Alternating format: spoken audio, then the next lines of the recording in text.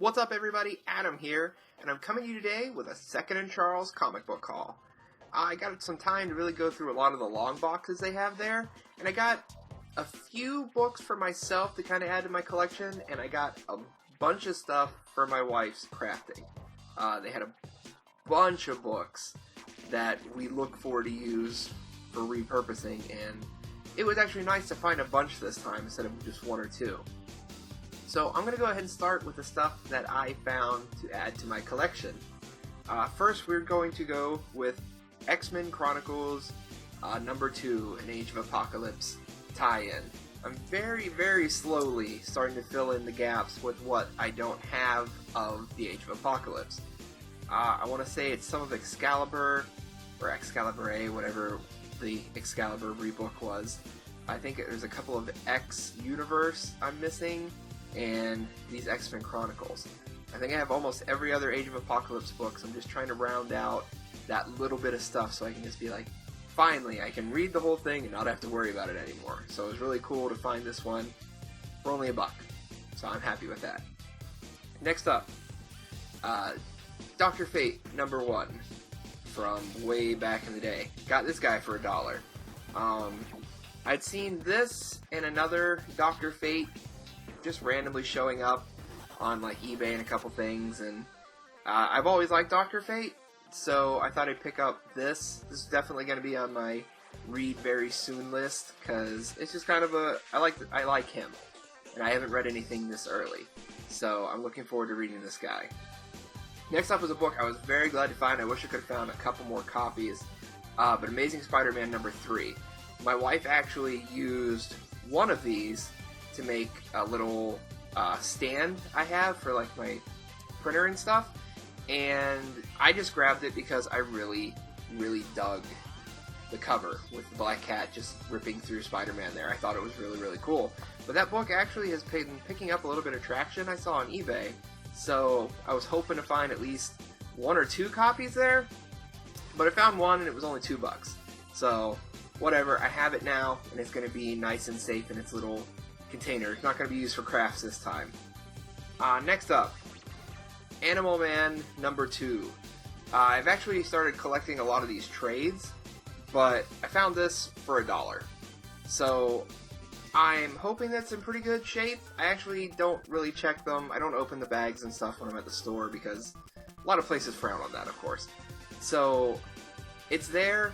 I'm going to take a look at it. Hopefully it's in good shape. The cover, everything in the cover, there's not a whole heck of a lot of damage on there. You can kind of take a look at it. I know there's some glare, but it's pretty good shape for being as old as it is. 88, almost 30 years old, and it looks like it's in pretty good shape. So to get that for $1, I was pleasantly pleased.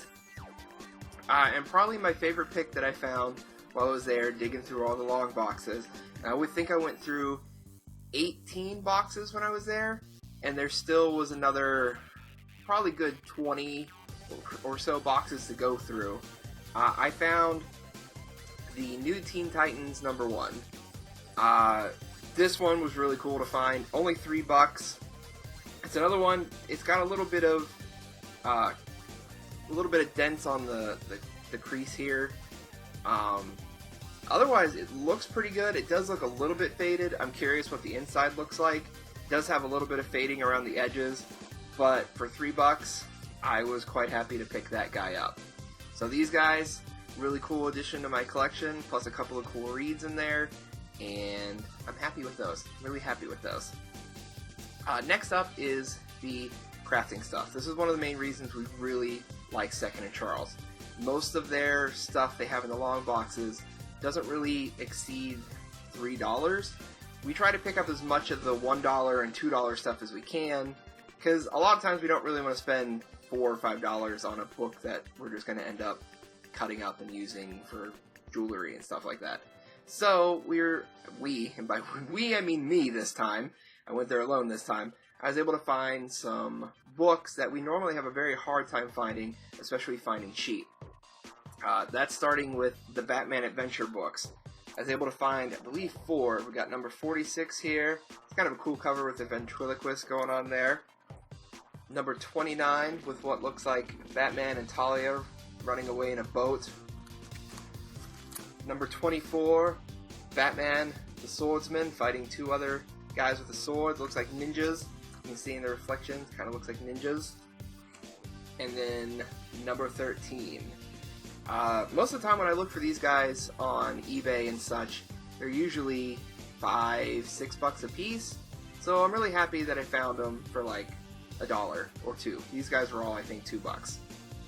Next up, because I figure, you know, with the nostalgia factor of the Batman Adventures, we might also get kind of a good hit off of Superman Adventures.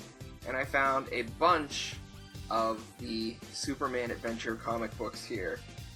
I don't necessarily recognize all the characters. They kind of changed a little bit in the show, so I don't necessarily recognize them right away. You have super businesswoman Lois Lane here running away with a briefcase. I'm not sure what's going on. You got the Toy Maker, I think is who he was in the show, but I could be wrong. I don't remember.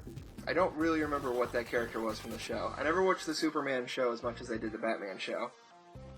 And then you got Superman getting crashed into a window by some old guy. So that's a thing there. And then we have Superman Misadventures, where he's stopping a bus, and it looks like there's a really unlucky kid getting chased by what I believe is Jimmy Olsen, who's about to slip on a banana peel. And then miniaturized Superman on a computer keyboard doing something. So we're looking forward to looking through those, seeing what we can use out of there. Next up, a bunch of Ren and Stimpy. My wife has had a little bit of success on Facebook with showing off a Ren and Stimpy vase. Got a little bit of traffic, some likes and whatnot.